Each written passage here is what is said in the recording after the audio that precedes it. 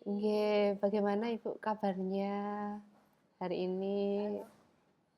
Alhamdulillah sehat Bu.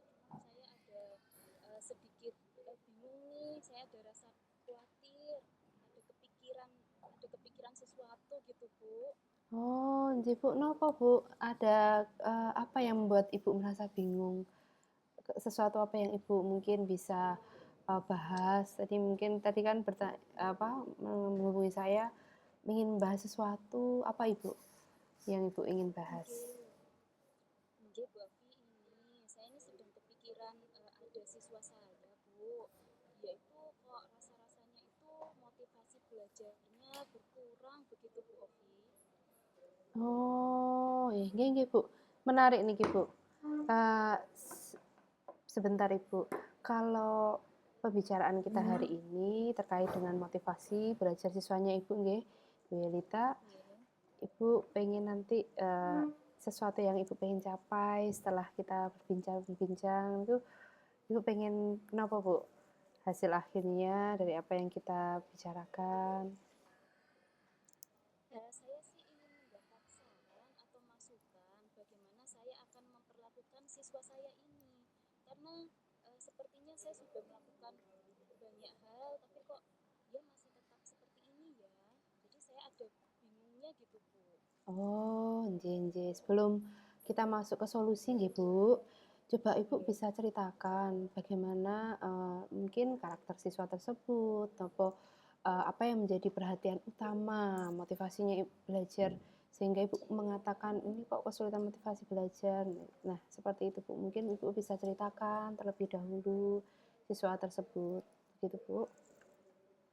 Nggih, Bu Afi, saya ini kan mengajar di kelas 5 SD ya, Bu. Di Nggih. antara banyaknya siswa saya itu, Bu, ada satu ini yang istilahnya menarik perhatian saya begitu. Oh, nggih, Bisa Bu. dikatakan dia ini motivasi belajarnya itu kurang, kemudian atau dalam arti lainnya itu tanggung jawabnya dalam menjalankan tugas-tugas sebagai siswa itu masih rendah. Begitu, Bu. Sepertinya ada beberapa hal yang memang sudah Bu Yelita amati, ngoten nggih Bu nggih. Ibu apakah sudah melakukan tes napa observasi lanjut sehingga Ibu bisa mengatakan tadi kan siswanya ada motivasi belajar, kemudian bisa apa istilahnya tanggung jawabnya kurang, seperti itu Bu?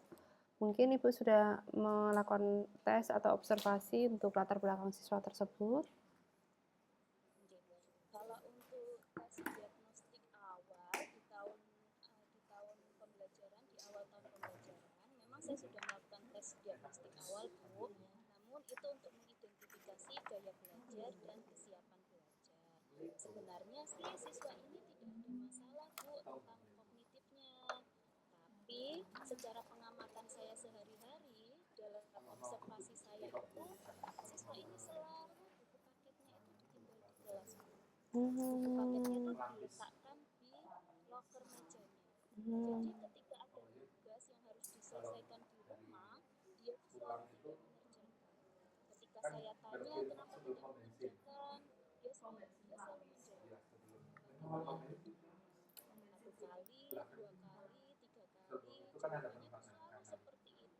Ketika saya amati terus, ya memang benar, memang setiap selesai pembelajaran, di akhir pembelajaran, buku paketnya itu selalu dimasukkan ke loker meja. Hmm. Jadi dia tidak pernah membawa buku paket itu. Hmm. Berarti dalam artian di sini kan dia juga tidak membawa, dia tidak belajar, dia tidak belajar. Seperti itu, Bu. Nggih, Bu. Sepertinya siswa ini mengalami kendala praktis ngoten nggih, Bu, nggih. Menurut pengamatan Bu Yelita, apakah ada hal yang lain yang mungkin, mempengaruhi motivasi belajarnya selain masalah buku yang tertinggal tadi, Bu? Mungkin, buku yang tertinggal tadi menyebabkan menjadi penyebab ngoten nggih, Bu, nggih. Mungkin Ibu Nggih. mengamati ada hal yang lain? Nggih. Kalau saya tanya sih, kenapa kok bukunya selalu ditinggal? Dia itu selalu menjawab, saya tuh lupa, Bu. Saya takut, mohon maaf. Saya takut lupa. Saya takut lupa bukunya tertinggal di rumah. Jadi daripada lupa, dia takut tertinggal, makanya bukunya itu semuanya ditaruh di sekolah, tidak ada yang satupun, tidak ada yang dibawa ke rumah. Alasan lainnya ketika saya tanya, itu alasannya nanti punggungnya sakit, bawa bukunya terlalu banyak, gitu Bu. Oh, begitu.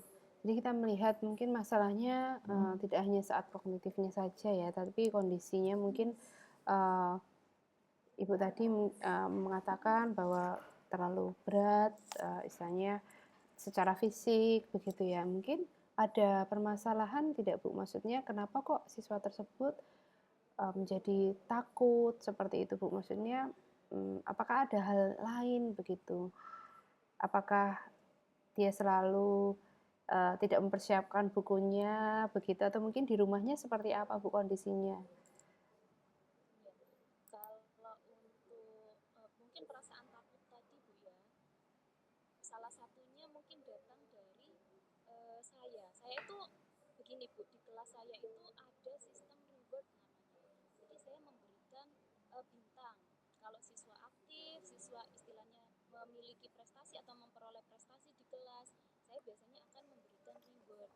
Nah, jika siswa melakukan pelanggaran, pelanggaran itu bisa berupa terlambat masuk ke kelas, kemudian waktunya piket tapi dia tidak piket, kemudian juga tidak mengerjakan tugas, termasuk juga bukunya ketinggalan itu termasuk pada pelanggaran. Dan jika siswa sudah melakukan pelanggaran 3 kali sesuai dengan kesepakatan yang kami buat di kelas di awal tahun itu, siswa harus mengembalikan rewardnya kepada saya sebanyak 5 stiker. Oh, Begitu Bu. nggih nggih Bu. Nah Bu, ini kan kita mendalami ngoten nggih Bu, maksudnya tadi ada siswa ini merasa mungkin bahwa apa yang sudah Bu Yelita lakukan ini memotivasi dia, tetapi ada hal-hal yang sekiranya membuat dia takut. Nah, apakah kita bisa mencari solusi, Bu? Barangkali harapan Ibu apa yang istilahnya supaya bisa memotivasi untuk uh, dia bisa membawa pulang bukunya dan kemudian bisa bertanggung jawab seperti itu Bu. Nggih. Kalau saya sih harapannya ya ininya dia memiliki motivasi belajar ya Bu ya. Tapi kalau masih saya rasa untuk saat ini ya Bu, sepertinya memang agak sulit. Karena setelah saya cari tahu juga kepada wali kelas di jenjang sebelumnya, saya mendapatkan informasi bahwasanya ibunya ini menjadi TKI di luar negeri. Kemudian ayahnya itu sibuk bekerja dan dia di rumah itu bersama dua kakaknya. Satu kakaknya itu putus sekolah dan satu kakaknya lagi itu masih kelas 1 SMP. Jadi bisa dibilang itu kan masih seumuran dengan dia begitu Bu. Nggih, nggih. Berarti kehadiran ibu memang ini ya berpengaruh ngoten nggih Bu Yelita nggih. Dari apa yang sudah Ibu sampaikan, kemudian juga ya harapan Ibu untuk anaknya tersebut bisa bertanggung jawab. Nah, itu sangat jelas Ibu untuk tujuannya, tujuan Ibu. Nah, kemudian rencananya seperti apa Ibu? Kalau boleh saya tahu, Ibu punya rencana apa yang membantu siswa tersebut untuk mencapai tanggung jawabnya yang seperti yang Ibu inginkan begitu. Nggih. Rencana saya sih saya ingin menumbuhkan motivasi pada dirinya ya Bu. Soalnya saya sudah pernah melakukan segitiga restitusi juga, tapi hasilnya juga sepertinya masih kurang efektif. Mungkin segitiga restitusinya ini harus berulang-berulang kali begitu Bu ya. Mungkin saya Oke. akan awali dengan ngobrol secara personal dengan dia. Mungkin yang pertama saya akan memberikan jadwal pelajaran. Barangkali di rumah itu tidak ada yang mengeprintkan dia, mungkin nanti akan Hmm. saya berikan jadwal pelajaran, saya minta dia untuk menempel agar bukunya itu bisa dibawa pulang dan dibawa lagi ke sekolah itu tidak semuanya, agar Nggih. yang hanya mata pelajaran yang sesuai dengan jadwal saja. Kemudian ya untuk alasannya tadi supaya dia tidak lagi ada alasan punggungnya sakit seperti itu. Nggih, Bu. Wah, ini sangat bagus ya, Bu, ya. Ibu sudah memiliki, istilahnya menjemput bola ngoten nggih, Ibu ngeprint begitu. Ya, bagus, Bu. Kalau selain, mengeprintkan tadi membuat print out jadwal pelajaran, kemudian, apakah apa maksudnya tadi juga Ibu bilang, "Ini ya nanti sesuai dengan jadwalnya buku-buku yang harus dibawa." Nah, pendekatan lain mungkin bisa menjadi pertimbangan Ibu begitu? Apa mungkin Ibu bisa, menyampaikan ada pendekatan lain seperti itu untuk menumbuhkan motivasi belajarnya? Ini secara personal begitu nggih, Bu, nggih? Oke. Kalau untuk secara personal sih saya akan terus-terusan untuk mengajak dia. Istilahnya saya akan terus mengobrol, banyak-banyak mengobrol dan melakukan bonding gitu Bu ya dengan dia. Kan Mmm, kita ketahui tadi bahwasanya ibunya ini kan sedang jauh dengan dia. Kemungkinan saja dia menjadi kekurangan kasih sayang. Kalau dilihat dari 5 kebutuhan dasarnya, berarti ada sesuatu yang belum terpenuhi. Mungkin nanti saya nggih. akan lebih banyak memberikan perhatian-perhatian ke dia supaya dia mungkin yang pertama bisa lebih nyaman dengan saya. Kemudian juga saya akan mencoba untuk memunculkan motivasi-motivasi belajarnya tadi. Mungkin yang pertama saya bisa ajak berdialog dengan bertanya kira-kira harapannya dia itu seperti apa. Saya sih berharapnya mungkin dia nanti bisa berprestasi atau bisa naik ke kelas 6. Nah, nanti akan saya pancing lagi kalau misalkan kamu ingin naik ke kelas 6 itu apa yang harus kamu lakukan. Ya semoga saja dia dapat berpikir kritis kalau ingin naik ke kelas 6 ya artinya harus belajar, harus mengerjakan tugas dan lain sebagainya seperti itu Bu. Ya yang terlebih lagi sih itu tadi pendekatan secara personal dan semoga saja saya bisa sabar untuk menghadapi siswa-siswa yang istilahnya berkebutuhan secara apa namanya perhatian dari orang tuanya Nggih, gitu. nggih, Bu. Bagus sekali nggih, Bu, nggih, untuk ini, Bu, tadi Ibu melakukan pendekatan begitu nggih, bagaimana Ibu berencana untuk, siswa tersebut tuh merasa begitu nggih, maksudnya merasa didukung dalam proses ini tuh merasa bahwa, "Wah, saya ini, ternyata Bu Yelita itu sayang sama saya, ternyata Bu Yelita ini, bisa menjadi seorang mama, ibu bagi saya." Ngaten pripun, Bu? Nggih.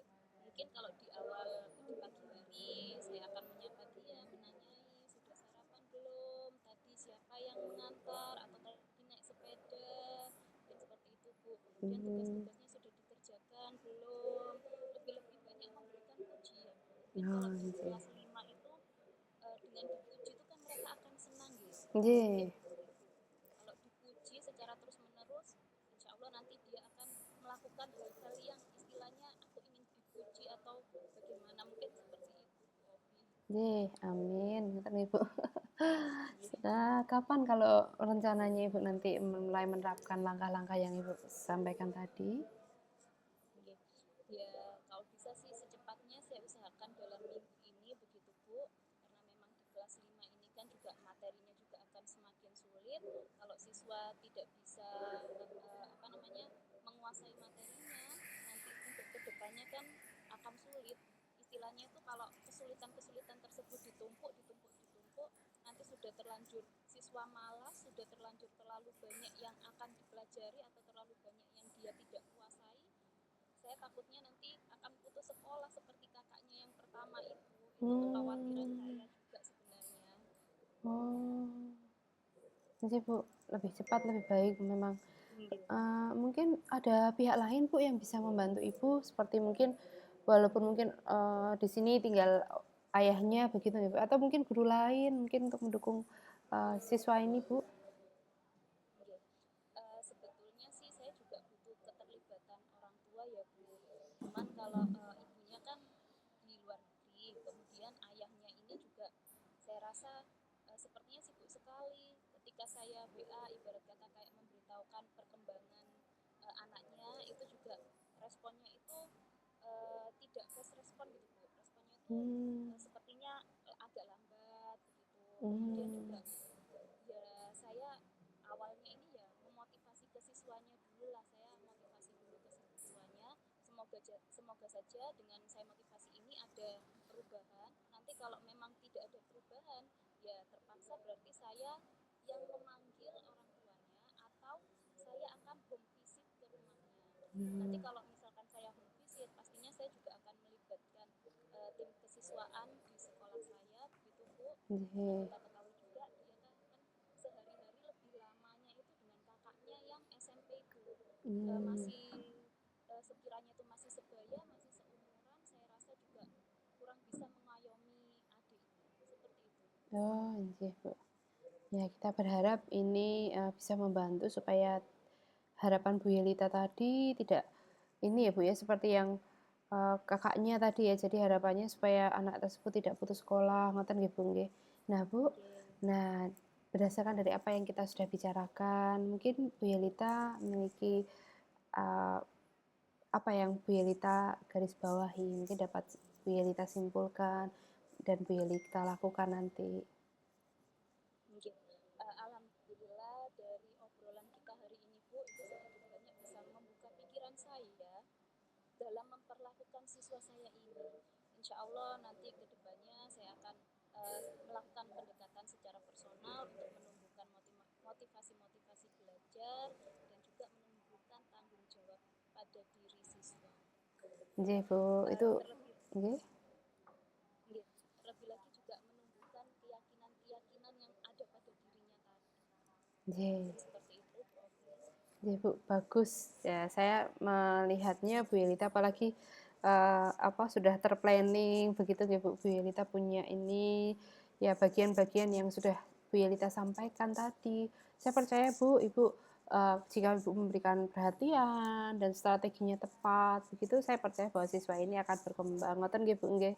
Berkembang Amin. secara lebih tanggung jawab, kemudian lebih mengerti bahwa sadar dirinya posisi dirinya, ngoten nggih Bu nggih, walaupun mungkin kakak-kakaknya yang lain tidak bisa memperhatikan, tetapi di kelas ada yang memperhatikan dirinya, itu hal yang luar biasa Bu Yelita.